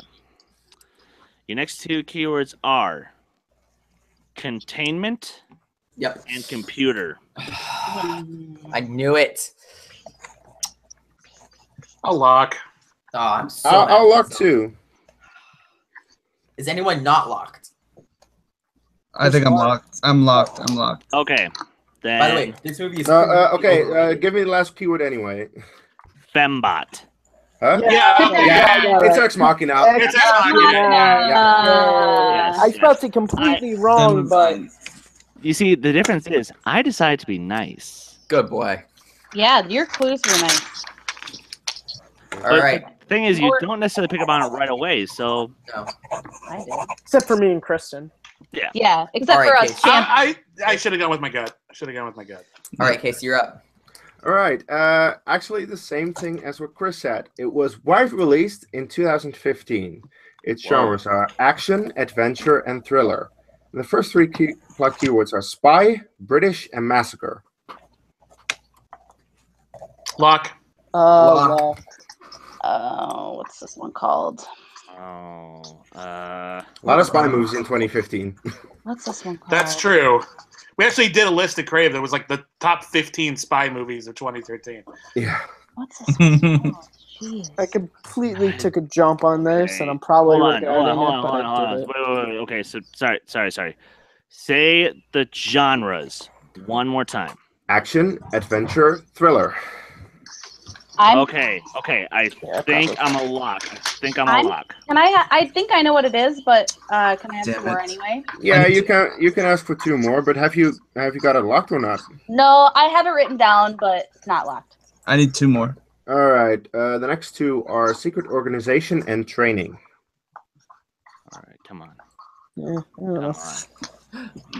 The last one will definitely give it away though. I'm undoing the one I just wrote down and writing a different one. Knowing Case, I think I have it. Okay, I'll lock because I don't know what else it could be. All right. Shall I give the last one? Yeah. Okay, you'll know it by this one. Lisp. Oh. Wait a second. Wait. A thriller? Wait a second. It has thrills. IMDb. What is it? Can we just get the? Give me 1 second here. The third keyword already was as much as a hint as the last one, really. That sucks. I think I got wrong, and I was locked at 5. All right. I definitely got it wrong. I want to see. What are you guys' guesses? Mission Impossible: Rogue Nation. Have the man. No. Yeah. I put No. Spectre down. I said King's Speech. You said It's Lisp. Kingsman. Kingsman. Also, it's an Kingsman: action The movie. Secret Service. Yes. All right, I got caught bullshit on it. IMDb, action, adventure, comedy. Thriller. Comedy. Thriller is the fourth is thriller. Yeah, but dude, okay, Thriller no, is you go by listed. what are the first 3 on IMDb. You play a No, you cheap don't. call. Hey Yeah, guys. Dude. All right, guys. We'll talk about it later. We'll talk about it later. It's all fun and games. I'm talking about fun and games. That my next movie is just that. Oh god. Hey, This movie. Chris, you didn't It's just lose a. Ratatouille. Case. No, We're but going on wait. track. We're moving on. I do want to say, Chris, you didn't just lose your trivia match thanks to this. So Okay, guys. thanks Your to year. Guys, Oh. your year. It's 2014. Your genres are crime, drama, and mystery. And your first 3 plot keywords are neo-noir, murder suspect, and infidelity. can you repeat the genres again? And the year, crime, actually. Crime, drama, and mystery. Year is 2014. And your 3 plot keywords are neo-noir, murder suspect, and infidelity. I'm gonna need. Infidelity. Keywords again? Neo-noir, murder suspect, and infidelity. Lock. Gonna need. I'm gonna need two more. I'm gonna need 2 more, buddy. Wait. Murder suspect? Neo-noir and infidelity. What is the meaning of infidelity? Cheating I on mean- someone. Cheating. Yeah. Adultery. You said 2014. Yes. 2014. Okay. No. There's a reason I use that word. Okay. Mm, Anybody else? Can I move on? I Move- need 2 more. Please. I need 2 more. Your next two are Wedding Anniversary and Disappearance. Okay, I'm a lock. Oh. Why didn't What I think of came this? out in 2014? I'm sorry, I'm talking to myself. Let me do this. Okay, I'm locked. Wedding Anniversary and what? And Disappearance. I'm locked. Can't believe that. You guys need your last one? I need my last one. I think I know it, but I'm spacing out. Your last one is Missing Wife. Oh! Man. Yeah. I got it. Swoop. All right, and reveal your answers. In Gone fact. Girl. Spaced out. Gone Got Girl. nothing. Oh, Gone Girl. Okay. All right. Well, I that should is. have thought of that. Chris Clark, how many points did you get? 1. 1 point. Kristen, how many points did you get? 13. Whoa, Matthew Wow. Kern, how many points did you get? Zach was same as Kristen, 13. Hey. High five. Parks and Rec people. We just Should have been Yeah. 15, but it was 10. Ooh. Case, how many points did you get? 4. 4. William Bibbiani. I actually lost count there for me. Give me 1 second here. So that's Just like the Schmoedown points. They're so high. I know. Probably like I think 13. Wow. Okay. 13? Wow. Just like them Parks and Rec folks, and I got a record-breaking 3 points. That is it for today's Take 3 podcast. Chris Clark, did you have a good show? Where can the good people find you? This show is amazing. Thanks again, Bibbs, for coming out and joining us. Cancel Too Soon is one of the best podcasts out there. I'm going to miss B Movies. Yeah. I'm going to miss the B Movies podcast.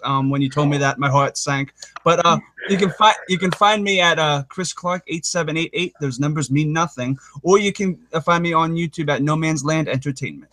Talking about numbers and very specific about their Twitter handles, Kristen Smith, where can the good people find you? So specific. You can find me forgetting all my questions and panicking wildly on Twitter and Instagram, and Stardust Smith _K10, the numbers and not the word 10. All right.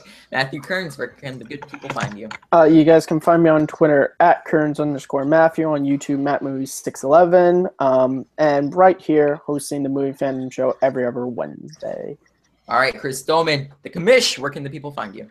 You guys can find me on Twitter at my band Last Shot Redemption at LSARBandMN. You can follow Take 3 Productions on Twitter at Take 3 Trivia. And you know what? Okay, sorry, 2 seconds. I said I was going to start something at the beginning of the show, and now I'm going to just quickly say this. My last defeat in the tournament, it hurt. It hurt badly. But I will come back stronger because I have my next opponent now. I've given this a lot of thought. And the fact that this son of a bitch had the balls to openly challenge me, I'm taking it. Mr. DVD Mike Hanley. Bring it on. There we go. Very, very, very snazzy there. Case, where can the good people find you online? You can find Chris yelling at me on Take 3. You can find me on Twitter at Dutch Movie Guy and on YouTube, The Dutch Movie Guy. It was a pleasure having you on, Mr. Bibbiani. I think all of us here appreciate it very much. Yes, thank you. It's such an experience for all of us to have these people who we look up to on our show. With that being said, where can the great people find you and your various podcasts and stuff? Well, first off, thank you very, very much for having me. It was a real pleasure, and you guys were all great. So thank you again. Your podcast is awesome. Thank you.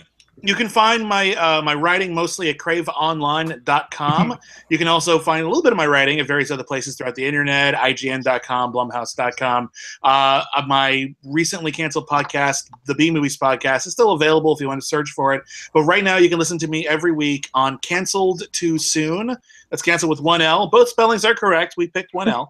And we review television series lasted 1 season or less. This week we're reviewing the UPN series Game Over, which starred Patrick Warburton and Lucy Liu as video game characters on their off hours. Yeah. It was the lowest rated television series of the 2003-2004 season.